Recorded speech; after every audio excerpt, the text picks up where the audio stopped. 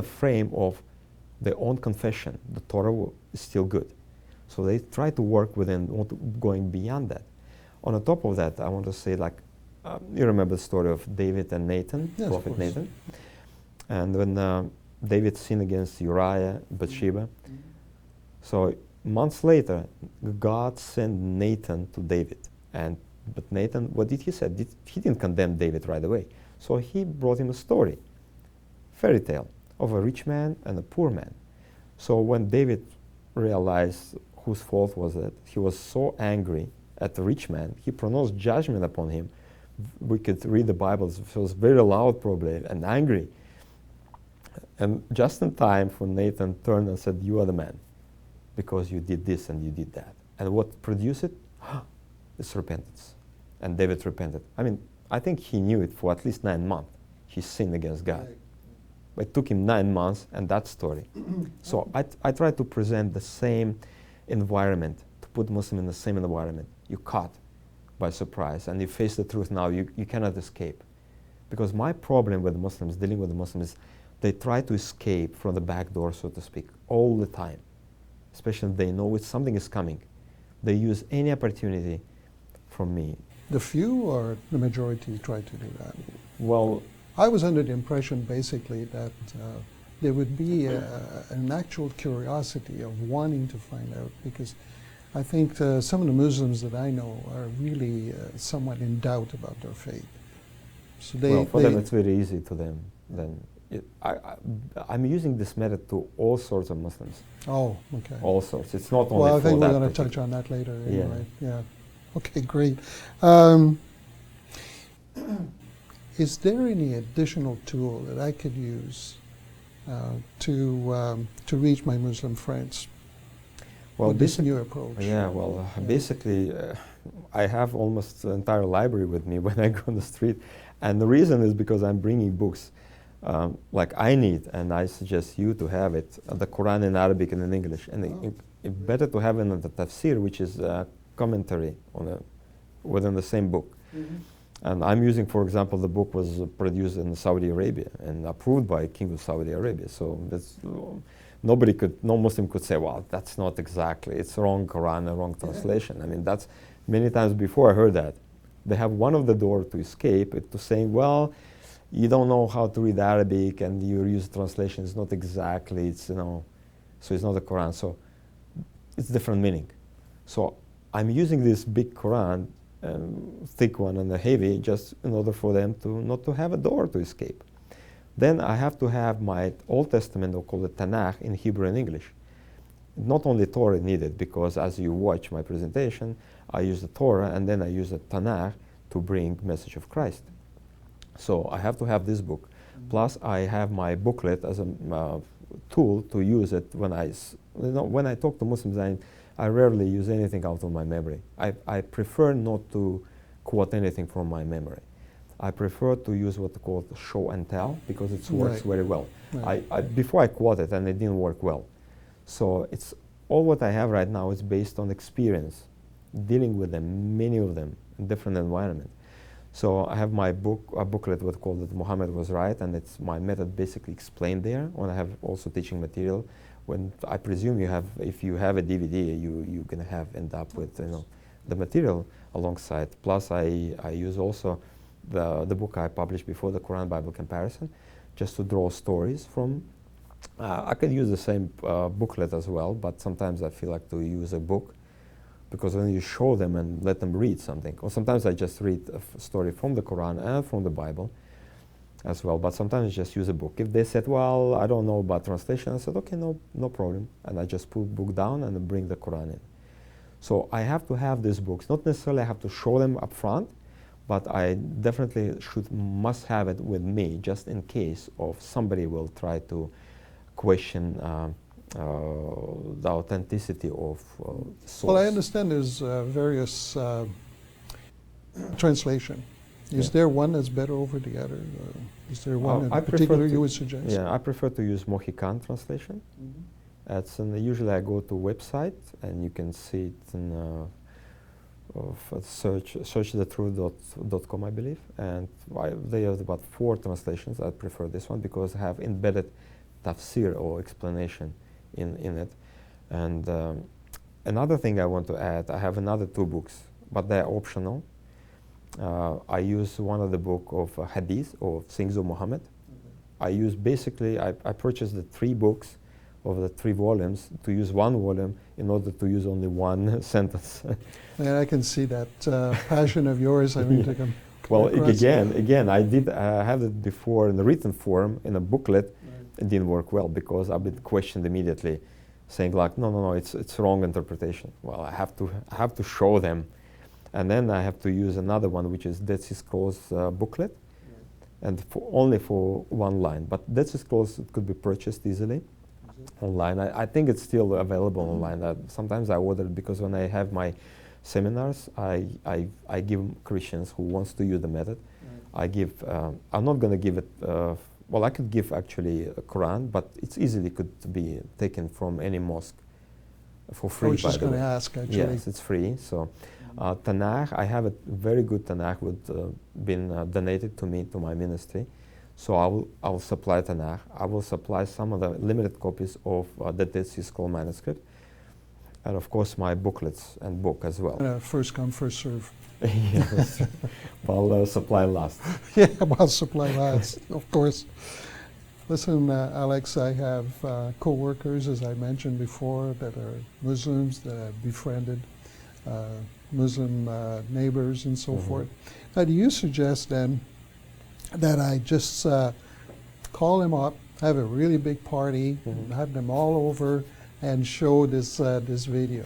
How's that we're going to work out, you think? Well, it's designed, it's been born, so to speak, out of one-on-one dialogues. Oh, yeah. It's one-on-one. Well, what's the reason Nathan for and that? David.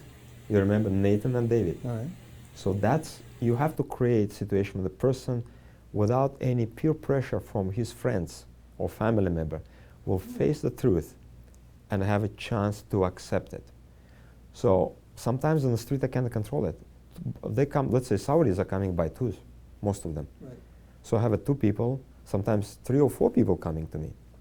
And I talk to them, and imagine I asked, even 2 guys came to me, I remember him, and asked him about the Torah. Do you think it's Word of God in my hands right now?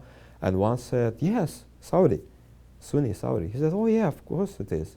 And another guy said, well, I think it was corrupted. How can I address? Now I have 2 different answers. So I have to tend to go to the hardest one. How did you manage that one? Well, I managed in a certain point, but I mean, it's hard. It gets difficult. Because they look at each other, and eventually you start talking only to one person. Because others, maybe if you have 2 or 3, eventually they start drifting away sometimes. But one is really interesting, and so basically I try to pick up. Exactly. I can see the peer pressure idea. Yeah. That, especially in Islam, they need to be by themselves to just in fact even showing that you're interested. If you show you're interested, then you have a Muslim looking at you. You may have to do a lot of talking afterwards. Yeah, that's Okay. Alex, should I be upfront when I call my Muslim friends to invite them over? Should I just basically tell them that they're going to view a video concerning the Torah, and afterwards they'll become Christians immediately? Well, Is that the way it works? keep it simple. Tell them that you're going to watch the video about the Torah, but don't spill the beans, so to speak. So just keep it as a surprise to them. Right. So in other words, if they don't ask, then don't tell. Don't ask them. Okay, fair enough. Do you have any suggestion as far as the best approach is concerned? For you? Yeah. Prepare for there's no preparation needed, because basically the first DVD is designed to take care about everything. Oh, okay. But what I will suggest definitely, after the first episode, you stop DVD and ask the question if they agree with the Torah. And in that case, you should have your Torah in Hebrew and English available. So you show them Hebrew part and ask them, after I finish first episode, what do you think about it? Is it reliable or not? So the way I'm dealing with this, I ask always this question, and if they reject the Torah, after all evidence I show them, basically I stop conversation on the street. And I say, thank you very much, nice talking to you, you might go on. Even if Muslims wants to continue talking with me, who wants to ask me questions, I basically said, thank you, I'm not interested. At what part specifically do you ask that question? Well, after finish episode 1. As soon as I finish, but I'll bring, after you ask them, or let's say I ask them on the street, and they agree with the Torah, I keep going to the episode 2 or the part 2 until the end, non-stop. So after you finish, if they agree with the Torah, or you will, even they disagree, but you feel like you will continue watching it, that's fine too. So you will watch it all DVD to the end. And then you can say, well, what do you think about it? So in other words, there's no really subject that I should discuss with them prior to viewing? No subject. Fair enough. Is there any new material that you have produced that could help me reaching my friend as a follow-up?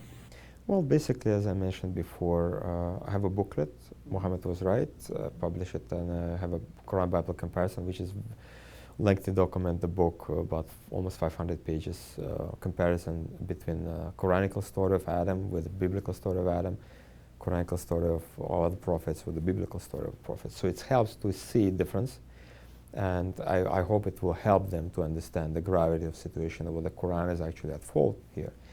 On the top of that, I'd like to probably promote the new book I just published called Arabian Night.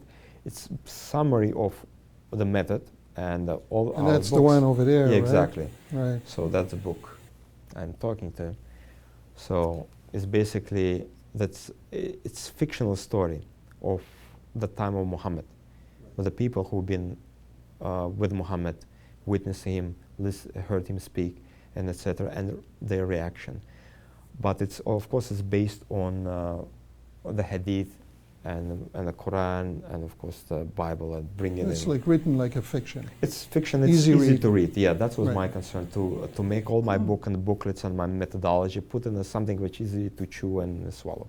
I like that. That's good.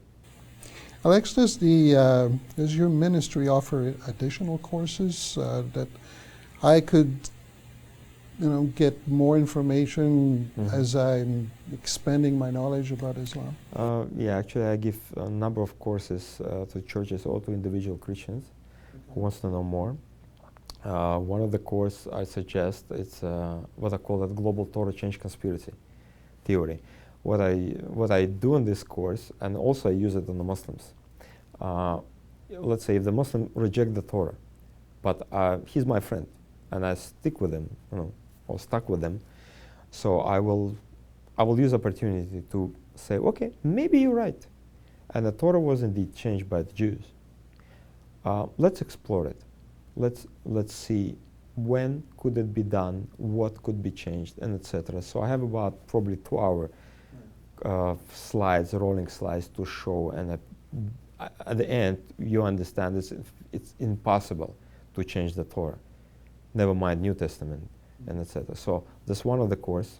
Another course I have about origin of Islam, about how the Islam spread. I have a course on what is Islam. I use a lot of the Hadith, information from the Hadith, some from the Quran as well. So you understand what is it, what kind of message Islam is bringing in reality. Not only God is one, well, everybody believe, most of the people believe that God is one, but who is your God? What next? Because what happened is the Muslims, when they talk to Caucasian, let's say Canadian, on the street, and they introduce Islam to them, they introduced a nice picture of Islam. Okay. Big doctrine and a oneness of God and a messenger and this and that.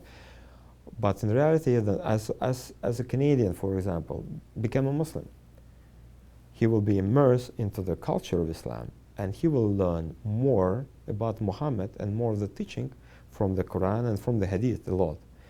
So, and by the time he already made decision to follow Islam, it will be a little bit late for him to stop somewhere and say, what I'm reading, it does make sense.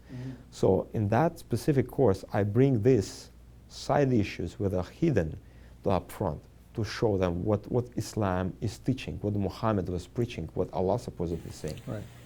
So that course, and then another one I think I have about like respond to insider movement, because I have different way of communication with the Muslims. Some people, even some missionary agencies, even suggest that Muslim is okay to remain in the mosque, to call himself Muslim, to pray 5 times a day, to worship Allah, and call himself or herself the follower of Christ. And also they go as far as removing this Son of God from our Bible into the, well, during translation time, into the Messiah of God. So not to upset the Muslim reader, because the idea that it's so blasphemous to Muslim to read that Allah has a son or God has a son. So they try to even soften our Bibles in the sense that to be more Islamic. So that I'm dealing also in the That's course. definitely distortion. Yeah, it is distortion. Word That's to word. exactly what Muslims are blaming us In of the first distorting place. Bible. And guess Yeah. what? We are doing it Yeah. gladly. Yeah. I'm sure that there'll be a lot of question after my Muslim friend sees the video and so forth. I may not be able to answer them. Mm-hmm. Is there a place, maybe a blog that you have on your website that I could go to and maybe find out more information? Well, At least having the ability to Yeah. ask questions. Well, first of all, you can call me, because you can go on the website as provided on the cover of DVD. You can go to the website, you can see my phone number, my cell phone number, my email, and you can communicate. That's privately. I prefer to have a private communication. You can, we can actually, I have also blog. You can see them all, information about it as well, so you can go and do that. I know that false to think that Muslims, or at least put them all into the same basket, is incorrect. You know, there's radical Muslims and moderate Muslims and just about anything in between. Have you found, though, that there's maybe a group that is actually responding a little bit better to what you're presenting? Well, as I'm meeting on the streets like continuously, it's keep going, even now, different sort of Muslims. I cannot choose and pick and choose. They're coming to me, to my booth. So therefore I see nominal Muslims are very easy to talk to. I use the method on all of them. Nominal, very easy. Moderate, it's also good. Mm-hmm. And I saw the very good responses. And the result, I saw the open eyes and, you know, big thing happening in front of them, like they see the truth is coming to them. So in other words, don't prejudice, No. no prejudice there. Just But again, show the gospel, and you never know what the Yeah. background, what's in their mind. Maybe they are looking for something different. But again, if a Muslim is like, I don't like to call it radical, it's like a fundamental Muslim who knows his belief like very strongly, and he is probably even witnessing to Christians and even converting Christians, so to speak, to Islam, he will say, or she will say, no, I don't believe the Torah. And he will probably bring some other topics about it, like why he will not believe. But with people like that, I just, as I said before, I stopped talking to them because it's irrelevant anymore. I'm kind of curious, though. I don't know Yeah. if I should have had that question up front or putting it in the back. Why the name Master Key? Well, as master keys tend to open all doors,